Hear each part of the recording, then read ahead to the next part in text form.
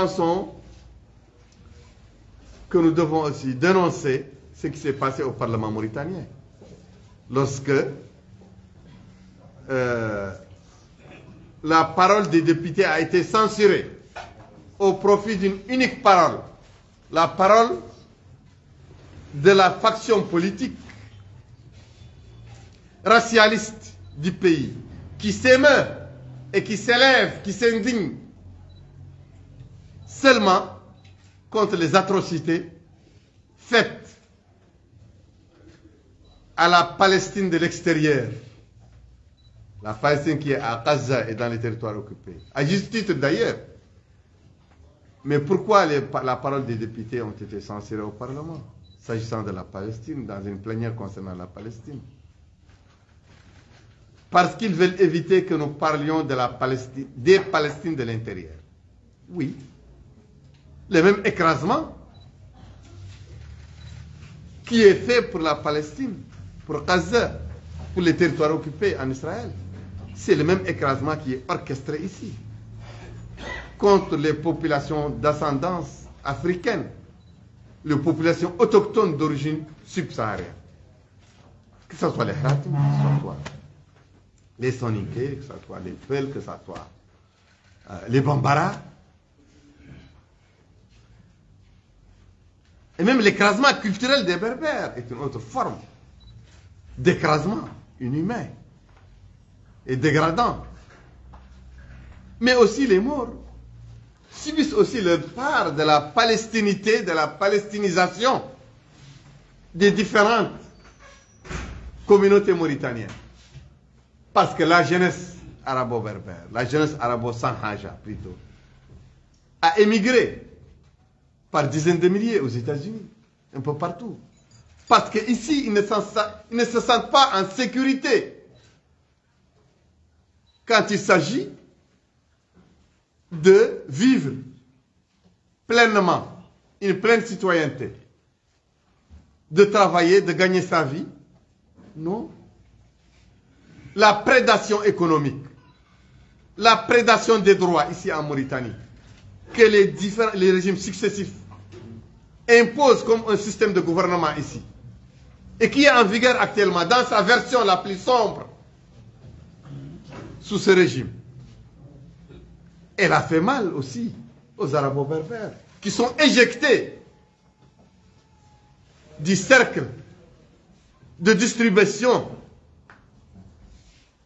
de l'économie de la razzia par la corruption. Une autre économie de la razzia qui n'est pas par les chameaux, par les chevaux, par le sabre, par le fusil, mais la razzia par la corruption, par le clientélisme, par la fraude en tous sens, la contrefaçon en tous sens, le détournement de l'argent de l'État, du denier public. Voilà. Cette razzia des ères nouvelles, cette nouvelle forme de la razzia économique, de la prédation économique, a mis hors circuit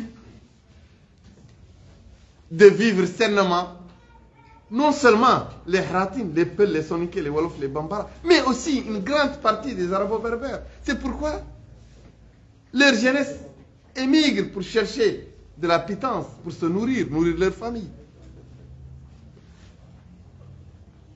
Mais ce dont sont victimes les Hratim, ce dont sont victimes les autres communautés noires mauritaniennes, est très révélateur, a beaucoup de similitudes avec l'oppression que vivent les Israéliens, les Palestiniens. La seule différence, c'est que les Mauritaniens, l'appauvrissement aussi des Palestiniens, orchestré par le système d'occupation israélien, est la même forme d'appauvrissement que vivent ici les Maures, les Arabes en Mauritanie. La seule différence, c'est que les Palestiniens se révoltent, l'arme à la main, et que nous, les différentes communautés mauritaniennes, sommes encore soumis. Le jour où nous décidons de nous élever physiquement contre l'oppression, le régime va nous tirer dessus. va nous tirer dessus, va nous tuer comme les Israéliens tuent les Palestiniens. Mais ils n'ont pas besoin de nous tuer tant que nous nous acceptons. Nous nous courbons. Nous nous résignons.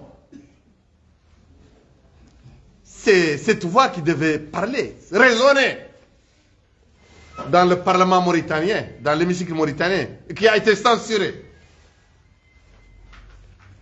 Nous dénonçons cette censure. La censure des députés libres.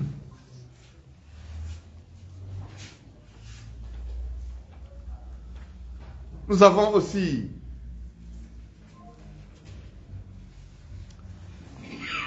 un thème important ici qui est l'objet des communiqués qui seront distribués. Après la lecture des deux communiqués, du communiqué en arabe et en français, les journalistes vont intervenir, poser leurs questions. Il y a ce que vous entendez dans la propagande du gouvernement mauritanien, que les Nations Unies ont donné, vraiment, on fait les éloges de la Mauritanie pour dire que la Mauritanie est un pays conforme aux droits de l'homme.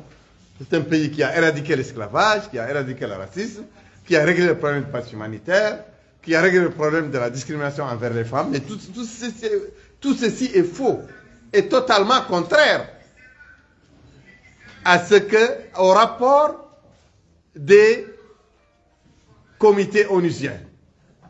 Je vous renvoie à la page du président Samba Cham ici à mon côté gauche, qui a publié hier sa lecture, un posting succinct sur sa lecture des différents rapports. Et il a constaté, à travers sa lecture des rapports onusiens, que le gouvernement ment totalement et enfume l'opinion publique que vous êtes et que vous représentez, vous les journalistes.